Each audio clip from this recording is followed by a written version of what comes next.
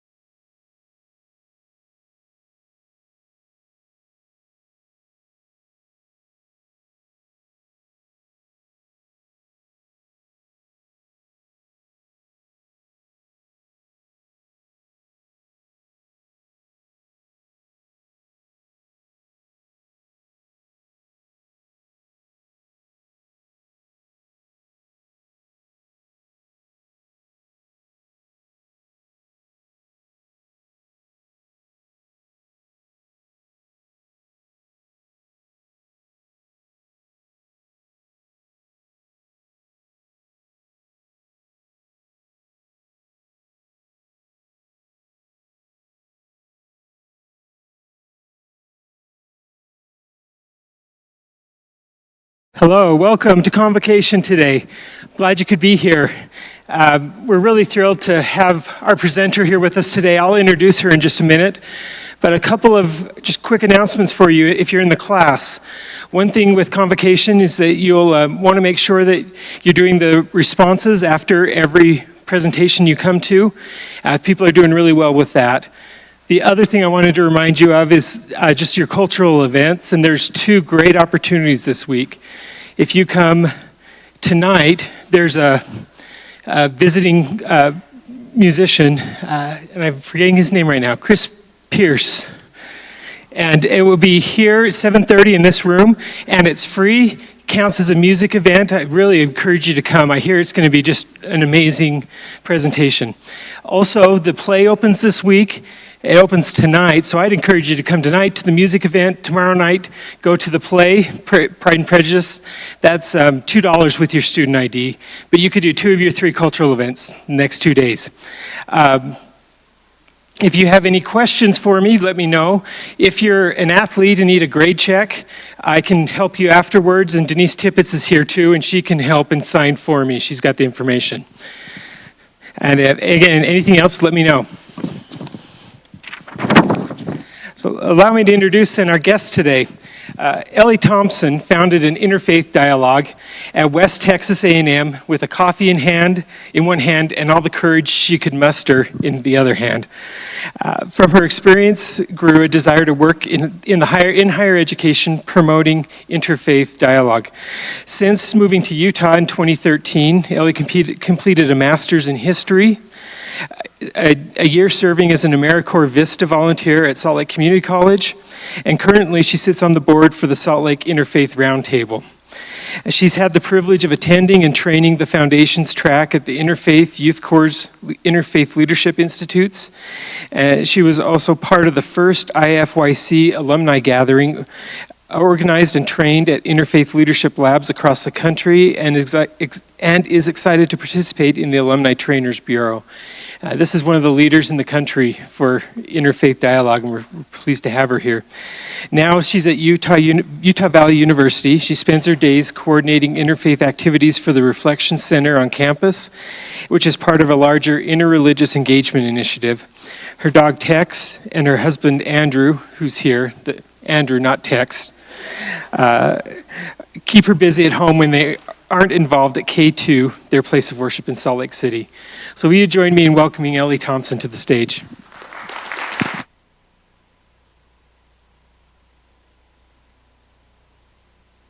Will you join me in helping me put my microphone pack back on as it fell out as I stood up?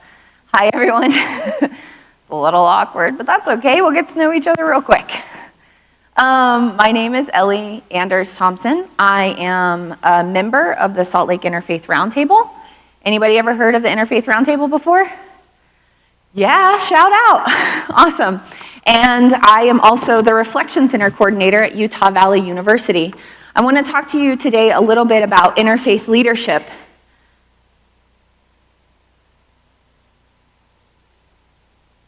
There you go. All right. Sometimes when you're giving public talks, you're just like overwhelmed, and then something really awkward happens when you walk to the stage, and you just gotta. There's a really famous Buddhist speaker. His name is Thich Nhat Hanh, and when he gives speeches, he just stops in the middle of them and sits down and has a cup of tea. And I don't quite have the clout as Thich Nhat Hanh, so I can't sit down and have tea. But I'd take a coffee if anybody's got one. No, I'm kidding. So I just want to introduce myself a little bit and say hello. Again, this is my Twitter handle. If you want to follow me on Twitter, or if you want to send me an email later, I have my UVU email address up here. So my interfaith story and my interfaith leadership starts when I was studying abroad in southern Spain in 2012. I was studying, so you heard that I had a master's degree in history, religious history, and I was studying the time in Spain and the time over the Iberian Peninsula that was ruled by an Islamic kingdom, a caliphate, and an Islamic king, a caliph. And the time in this period, it was called Al-Andalus. And Al-Andalus was an exemplar for a lot of reasons, but it was this time of really high religious tolerance and coexistence. I'm going to find out how far I can walk this way until I do that. And so it was such an example of this golden age of the European excellence and the Iberian excellence. We think of the rest of Europe at that time as being in the Dark Ages. Roughly a 711 to 1492 is the time period. And so there's this Islamic kingdom, the caliphate, and this Islamic king, and there is lots and lots of examples of water wheels being invented, so scientific flourishing, mathematic flourishing, religious and literary flourishing. We see people like Jewish scholar Maimonides or the Islamic philosopher Ibn al-Arabi. This is the time where St. Jerome was translating the Bible from its original languages into Latin, right? So we have this incredible example. And this is me down here in Cordoba. This big building right here is what eventually becomes the mosque. When Isabel and Ferdinand reconquered the peninsula, the Catholic king and queen, they took out the center of the mosque and they put in a Catholic cathedral. Okay, so enter Ellie, 2012, sitting in the mosque in Cordoba. So that was the background. I encourage you, this is the background picture here. It's called the Mosque of Palms. It just became a World Heritage Site. It's this beautiful space with all these columns, right? And so here I am sitting in the mosque and looking at the mihrab. This is the mihrab. This is the portion that still exists of the Islamic portion of it. This is where the caliph would have sat. Over here is where the imam would have sat. And you can see how they're domed so that their voices project and they don't need these fancy little guys out into the building. So I'm sitting here and I'm staring at this. And I'm thinking to myself, what an amazing example this was. How they had this, both Christian and Jewish, direct advisors to the caliph. And I hear this story that Muslims and Jews who still pilgrimage there, and Muslims particularly who generally pray more physically with their bodies, when they come in and they pray to honor this space, security guards will come by and pick them up off the ground. No. You can't pray here. This is a Catholic cathedral.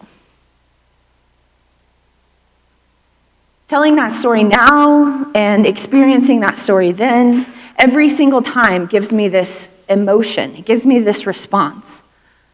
I don't really know how to claim it or name it, but it just makes me feel some way.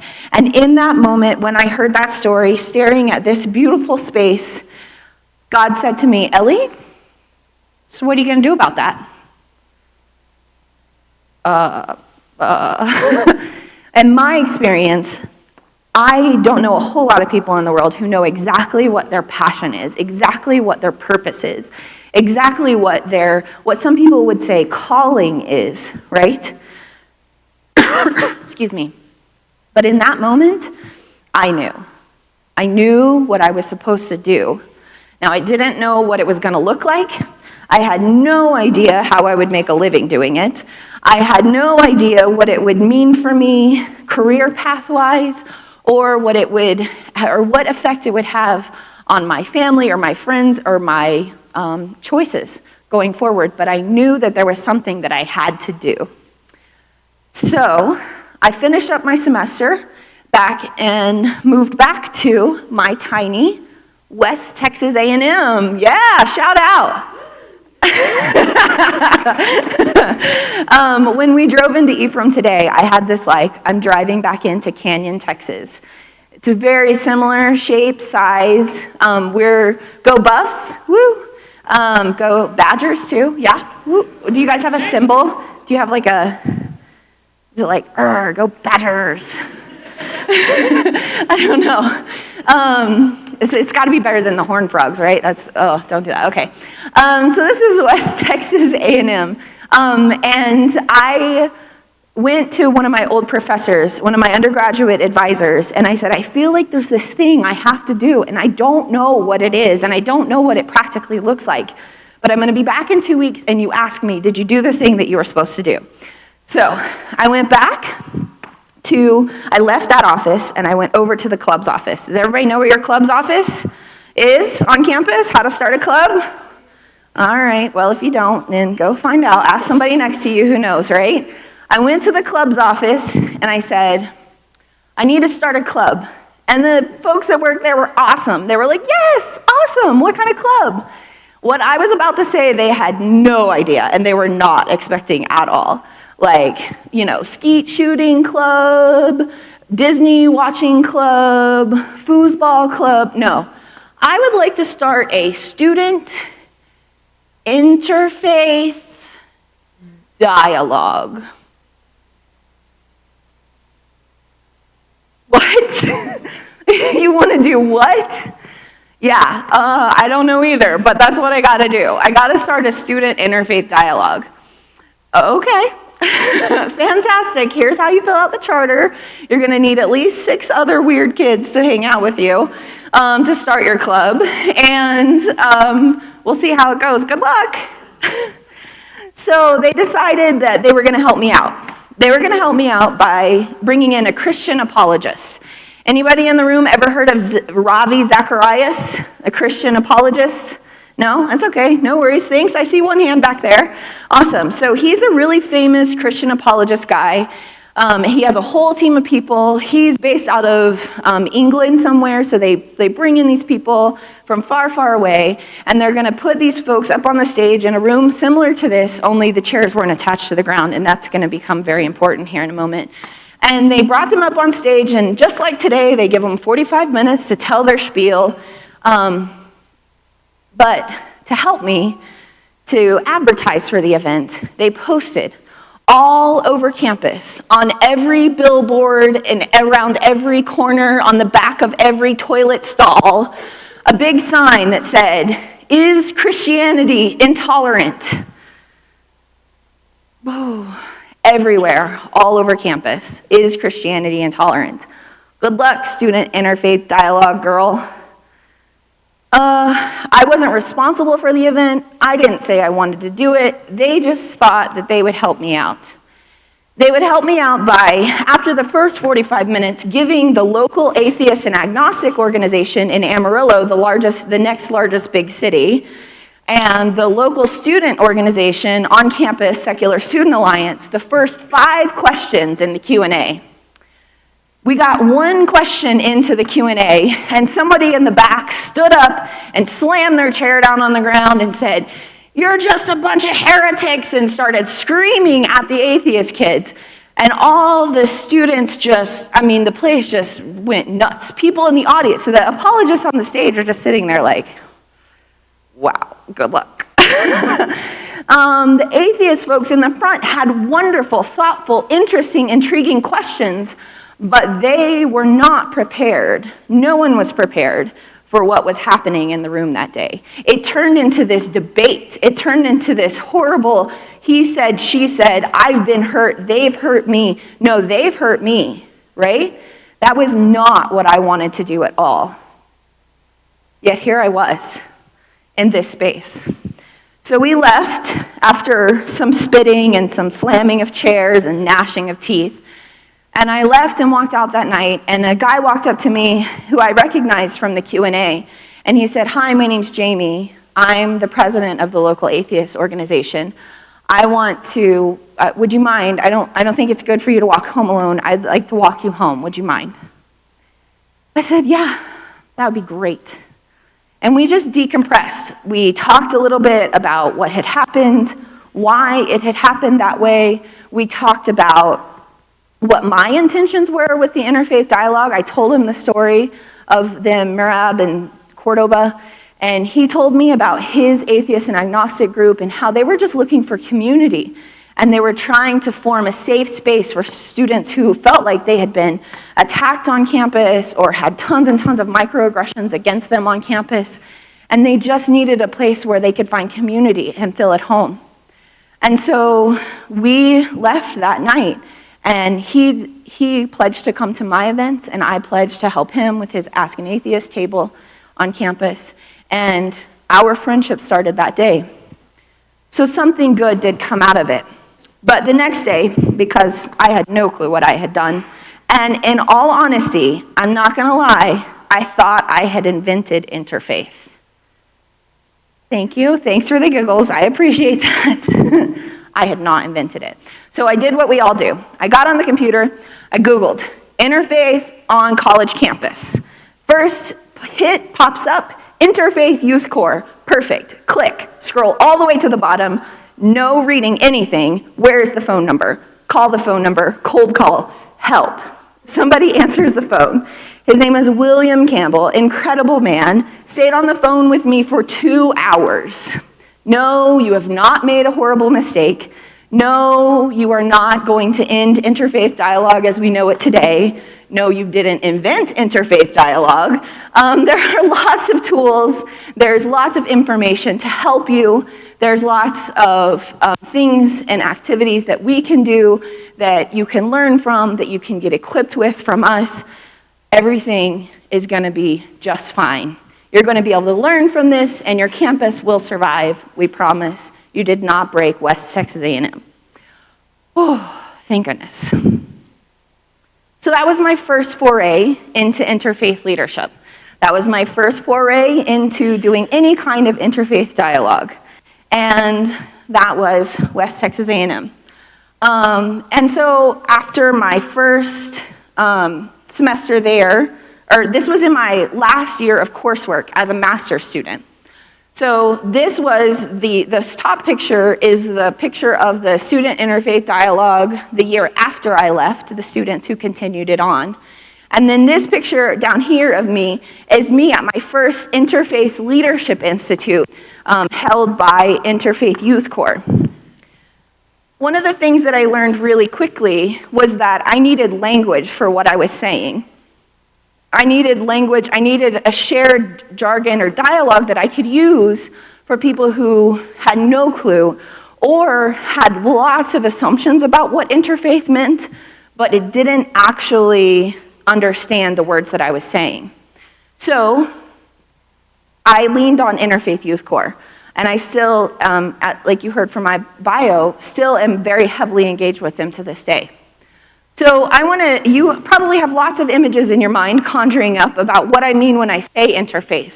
So let me stop for a minute and just define my terms. Inter. Inter refers to the relationships between people who orient around religion differently. So that's the relationship between me and you and the person sitting on your left, you and the person sitting on your right. The relationships between people and how you orient around religion differently.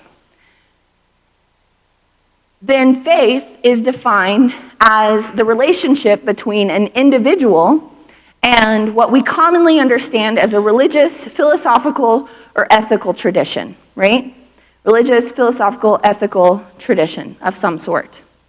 When you put it together, interfaith is about how our interactions with those who are different impacts the way we relate to our religious and ethical traditions, and how our relationships with our traditions impact the interactions with those who are different than us. One more time. It's about my relationship with you and how that informs my worldview, how it informs your worldview, what your worldview tells you about how to interact with me. That's interfaith dialogue.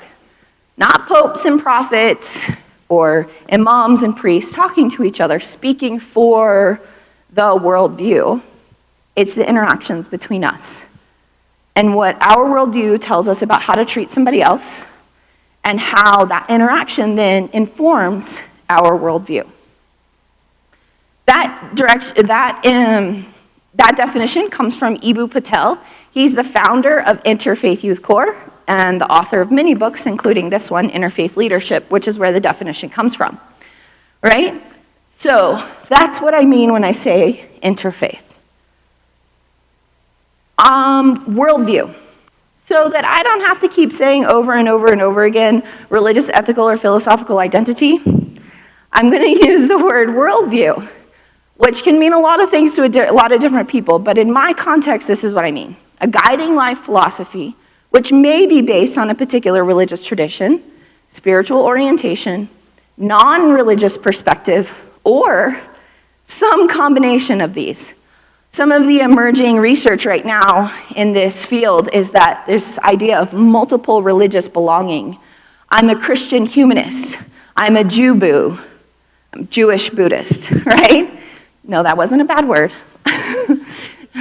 It's okay. Right?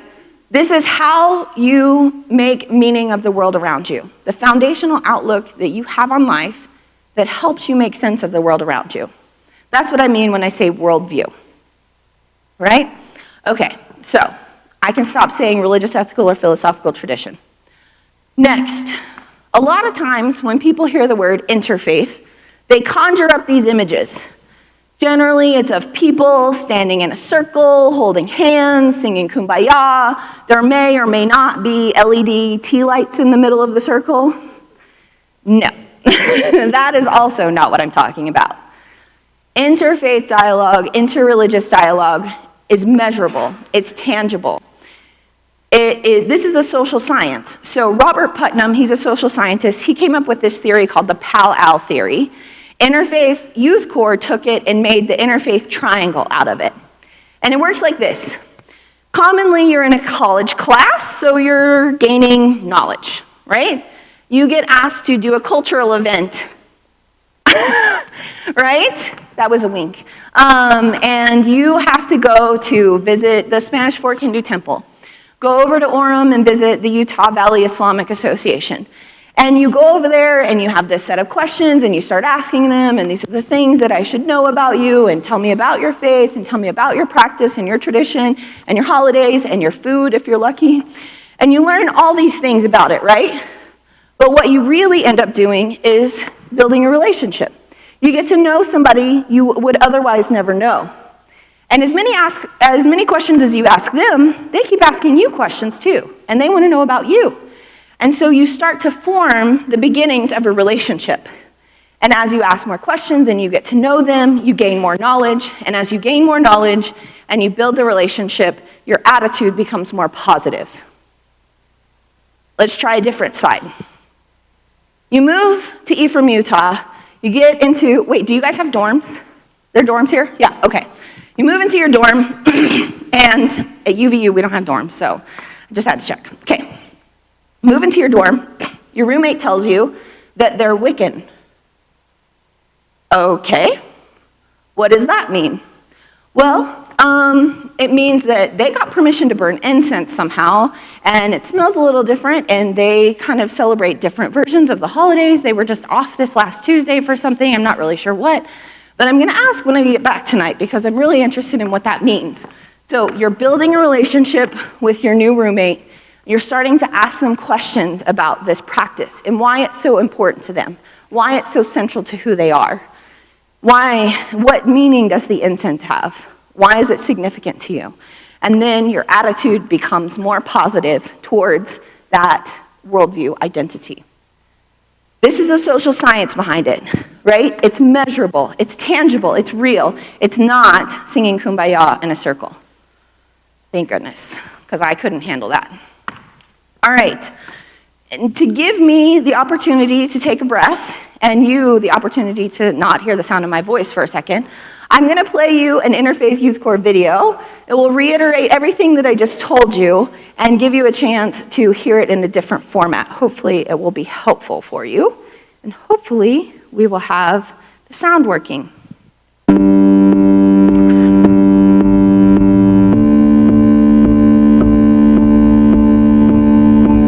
Before we talk about interfaith leadership, we need to define what we mean by the term interfaith. Interfaith refers to the interactions between people who orient around religion differently. Interfaith doesn't mean people of diverse religious identities living in the same neighborhood. We are interested in how they interact and how they can work together. Engagement and interaction are key. That's the inter in interfaith. Interfaith is not about the interactions between religions, however, but between the people who follow those traditions: Muslims and Hindus, secular humanists and Buddhists. The faith in interfaith refers to a personal orientation around one's belief or ethical system, rather than the system as a whole. This is important because our religious or non-religious identity does not exist in a vacuum. It is informed by our family, our gender and sexuality, our cultural context, and so much more. Intersectionality, or the ways that different aspects of our identity interact and inform one another, demands that we pay attention to the differences in individual beliefs and perspectives, even among people who are all nominally Christian or secular. This is true for people who profess a particular religious tradition, as well as people who are spiritual but not religious, or not affiliated with any particular religion. For example, we can't assume that all Muslims have the same beliefs and concerns, or that all Christians agree on certain social issues. Today, the term interfaith is often used to describe three different kinds of interactions or events, though they are not mutually exclusive. The first of these is reconciliation. Reconciliation is dialogue or events aimed at bringing together two or more individuals or communities who have been torn apart by their religious difference. This work seeks to generate mutual understanding and harmonious living. For example, you may have been invited to participate in an interfaith dialogue group of Jews and Muslims focused on reconciling tensions around Israel and Palestine. Another type of interfaith event brings together people of diverse religious perspectives to share traditions and uncover the spiritual and ethical truths they have in common. One example that focuses on sharing is an interfaith prayer service, where individuals are invited to participate in one another's spiritual and religious practices as a way of strengthening or deepening their own. The third type of interfaith work is what we will focus on in this course and involves cooperative social action to address shared community problems. This type of interfaith engagement emphasizes the shared values and goals of diverse religious people and asks that individuals come to the work from their own religious perspective, however representative or unrepresentative of their larger community they may be. Significantly, this work does not require that individuals achieve any set level of expertise within their tradition before participating in interfaith engagement. Rather, it asks only that participants be motivated by their own religious or ethical beliefs, however they understand them. By discovering shared values and cooperating in concrete ways, we increase our knowledge of one another, build lasting relationships, and take important steps toward the common good. So what does leadership look like in this type of interfaith work? It can take many forms. Leadership comes out of the choices we make, how we model behavior, and how we create opportunities for people to come together, to build relationships, and to create change. Not every leader is at the front of a movement with a bullhorn. Some of the most influential leaders are people who demonstrate cooperative behavior, apply their knowledge in useful and insightful ways, and who quietly bring others along into the important work of transforming diversity into what we call pluralism. As we will soon learn, pluralism is the ultimate goal of this type of interfaith work. Pluralism describes a society where individual religious and non-religious identities are respected, people create relationships across lines of difference, and everyone works cooperatively toward the common good. We'll discuss this concept in greater detail in Lesson 2. Well, luckily for you, I am Lesson 2. So, so this is a part of a series of workshops, online video series that you all have access to. If you're super interested in this, or if you want to investigate and learn a little bit more, there are a ton of resources on the IFYC website, ifyc.org. And this is just one video from a whole series of videos that helps you build interfaith leadership skills. But I wanted to share this one with you to help just emphasize what I was saying. I'm going to cough again, okay? Okay, awesome. Here we go. So, pluralism. Dr. Diana Eck, she is the Harvard Divinity School director. She says that diversity in and of itself is a statement of fact. I just read in the Badger newspaper called Badger, what's your newspaper called? Snow what? Snowdrift, thank you, President. At Snowdrift, about all the diversity here on campus, about all the incredible folks that are coming from all over to be a part of Snow College, right? Okay, so we're a diverse school here at Snow College. We are an incredibly diverse school at UVU, 40,000 students. What? It's insane. But that doesn't tell us anything about how we interact with one another. It only tells us that we're different, right? We can have an incredibly diverse group of people, and it can be very problematic. We had a diverse group of people in that room at that talk at West Texas A&M. It did not go well. So we're not looking for diversity, we're looking for more than that. We're looking for pluralism. A world where people of differing religions and worldviews can live and work together in peace while maintaining their distinctiveness. I always forget to bold that option. While maintaining their distinctiveness. Often when people think of interfaith, they conjure up this idea, well, if I go to an interfaith dialogue, one, they're going to try to convert me. One, maybe I should try to convert them. I'm not sure. Maybe I will be asked to be the lowest common denominator of myself. I will be asked to be this incredible thing that we have, tool, the golden rule. Do unto others as you would have them do unto you. It's an incredible tool, but it's not enough, and it does not encompass an entire worldview. I want you to maintain your distinctiveness. I want you to hold true to your fundamental truth claims, and I want you to engage. I want you to respect the different identities. Respect for me and respect for you are probably different things. What does it mean? What does respect feel like? What does it taste like? What does respect smell like or sound like? Is it silence? Is it the silence of the room listening? Is it the taste of coffee that you taste because someone took the time to sit down and listen to you and get to know you and know your story? What is respect really? What is it tangibly? Not just this idea that we respect everyone. What is it real? How do you make it real and respect different identities? Be in relationship between diverse communities. Well, you can't be in relationship with somebody you don't respect, right? So you have to have some level of respect so they build upon each other. So relationships between diverse communities. Be in relationship outside of your worldview identity, outside of your football team, outside of your dorm hall, outside of your fill in the blank, whatever, Harry Potter book club, across lines of difference. And then why? Social capital, to work towards the common good, to build a commitment towards the common good. So you and I might fundamentally disagree about whether or not God spoke the earth into existence or bang, it became the earth. Right? We might disagree about the need for salvation, heaven or hell, all kinds of things that are fundamental to some of our worldviews, core to who we are and how we make meaning and sense of the world around us. But I guarantee you, we all think it's probably pretty important to have drinkable water that comes out of the water fountains. It's probably important to make sure that we have adult literacy and childhood literacy. It's probably important to us that fill in the blank, the common good. What's the common good for you? What's the common good for Snow College, right? So we need pluralism. We need not just be different. We need to be engaged with one another. We need to be pluralistic. So respect for different identities, relationship between diverse communities, and commitment towards a common good.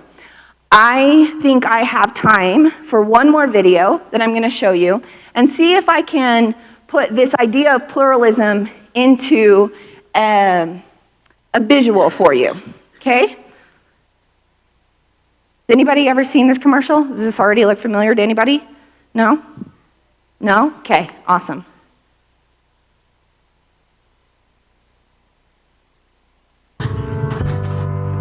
It's easy to put people in boxes.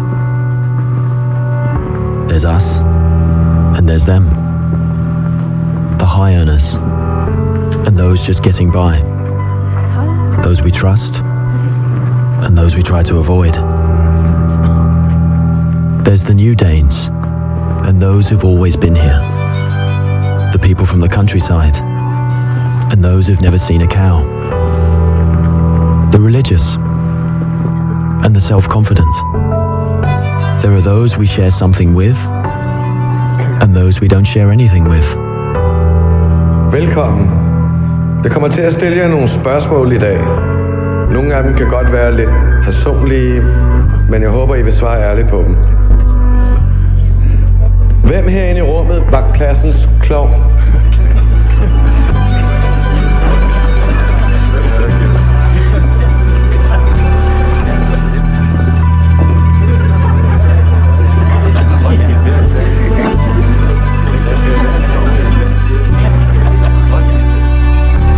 Hvem er bonusforældre?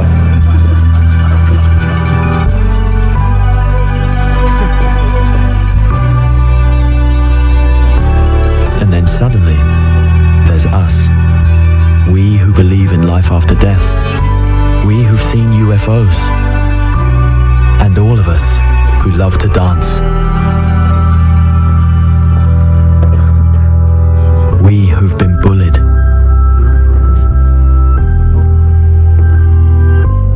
And we who've bullied others.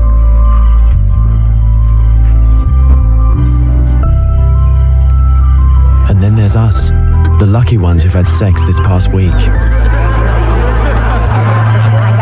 We who are broken-hearted. We who are madly in love. We who feel lonely.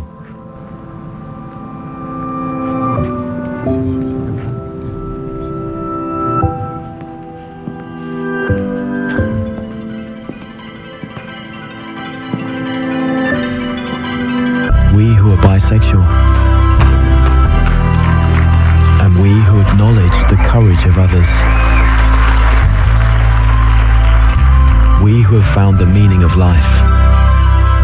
And we who have saved lives. And then there's all of us who just love Denmark. Who just love Snow College. It's a Danish TV commercial, right? Okay, so what did you see? You saw diverse communities, right? They had boxes. We all have boxes. Some people are like, no boxes. The boxes give us a sense of our identity. They give us,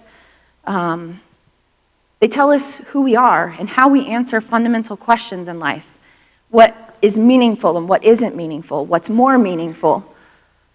They give us a sense of security and safety. The boxes, they tell us and they help us, right? Tell us and identify with who we are. And they also invite us to step out, right? Who saved a life? Who has a family member who's died from cancer? Who believes in the childhood literacy issue that I talked about earlier, right? That causes us to step out of our boxes and to engage with diversity across lines of difference. So I hope this is a little bit of an example of what I mean when I say pluralism. This is the first step, right? This was them just working across lines of difference. Now they would have to build their relationships in these groups and then decide what the common good is that they wanted to work towards. But I hope that that helps you see a little bit about the idea of pluralism. Okay, I only have a few minutes left, so I can give you the opportunity to answer some of your questions. So I'm going to skip to us trying it ourselves. So I need everyone to take out a sheet of paper, preferably blank on both sides of paper. Thanks for the lights. Take out a sheet of paper.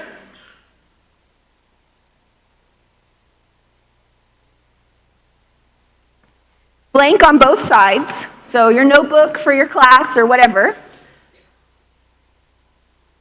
This first part of this exercise might look familiar to you. You might have done something similar to this before.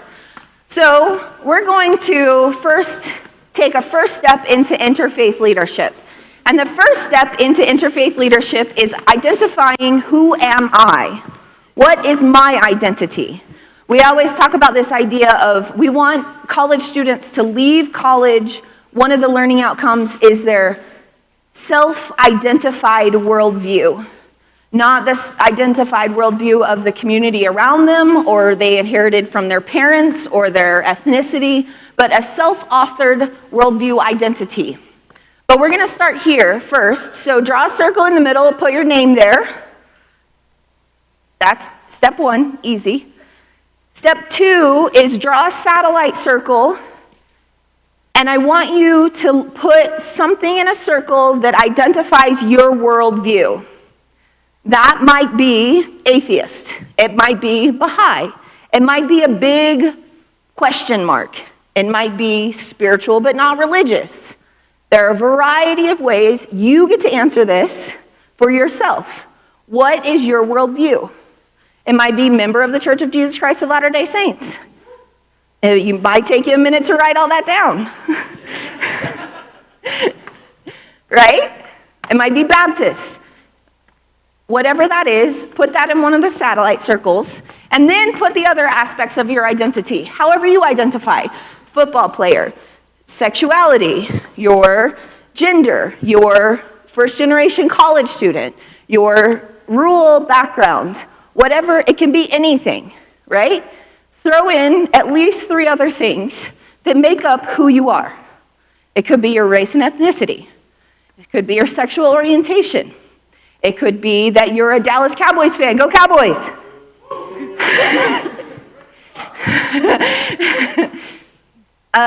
It could be that you are a lover of sausage dogs. If you cannot tell, my shirt has sausage dogs wearing top hats on it.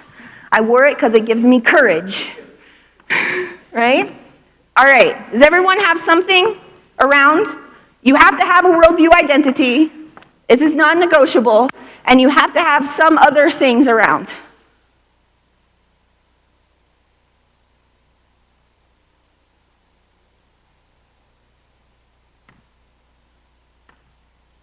Okay. Now, flip your paper over on the back side. We're going to go a little deeper. Now, I want you to center your worldview identity. Some people just got real uncomfortable. It's okay. One of our missions, one of our objectives is to begin to make these conversations a norm on college campuses across the United States, talking about who you are at your core, your worldview identity as integral to who you are. We can't have an inclusive campus. You can't be authentically who you are if you can't talk about your worldview identity and express that, right? So whatever your worldview identity is, whether it's a question mark, seeker, Muslim, whatever it is, put that in the center of your circle. In the middle, this time, on the back of your piece of paper.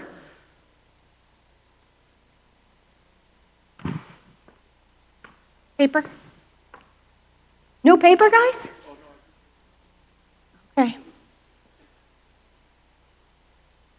All right.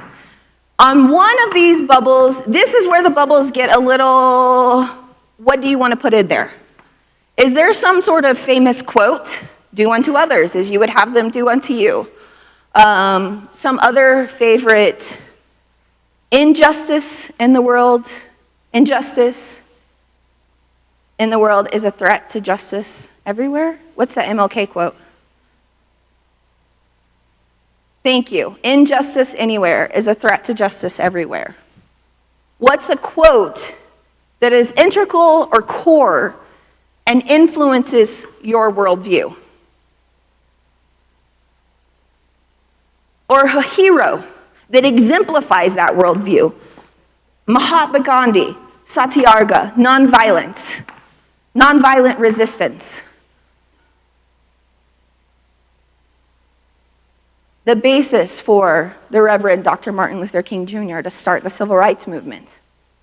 He was a Baptist minister, but he spoke about how Mahatma Gandhi and his work in India and their work to gain independence was integral to who he was as a Southern Baptist African-American minister in the civil rights movement.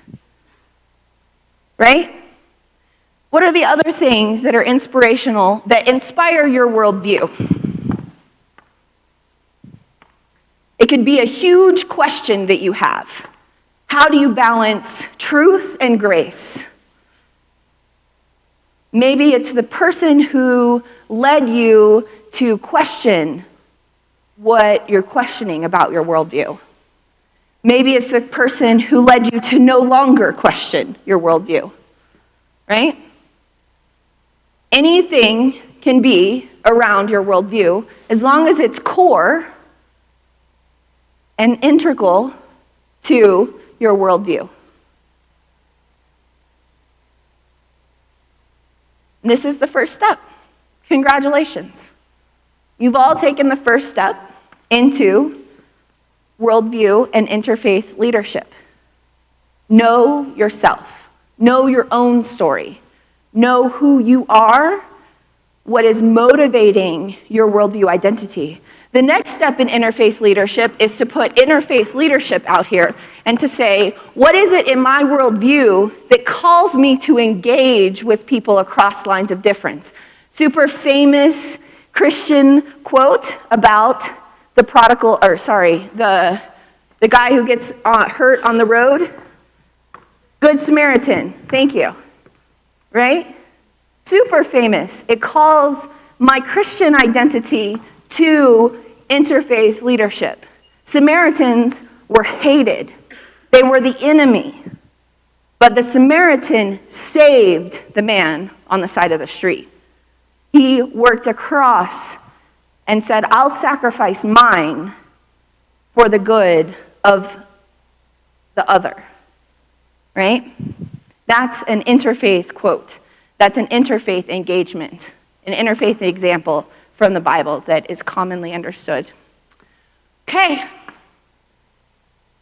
I want to say thank you to everyone here. One of our most valuable times, one of our most valuable resources, and I don't need to tell you this as a college student, is your time and your attention. I spend my life doing this work. I spend all of my energy looking out at people and saying pluralism, that's the objective. And because you gave me your time and your energy, I want to express my deepest gratitude to you, to say thank you for engaging in this conversation, for engaging in this idea. I welcome you to reach out to I invite you to reach out to these other resources. Get in touch with me. Get in touch with IFYC. Pluralism.org is Dr. Diana Eck's organization. Also, if you're a member of Badger Creed, the interfaith club on campus, can you stand up? If you're here and you're a member of the Interfaith Badger Creed campus on club, awesome, there's Didar. Go see Didar afterwards, thank you. Please get involved with their events and activities. I think they're gonna do a food activity. Everyone loves faith and food coming up. And also Fernando in the College of Diversity and Inclusions, right? You're gonna build an interfaith center here on campus really soon. I don't know if it'll be called that, but go, take advantage of the space, get involved. Awesome. Thank you so much again for your time.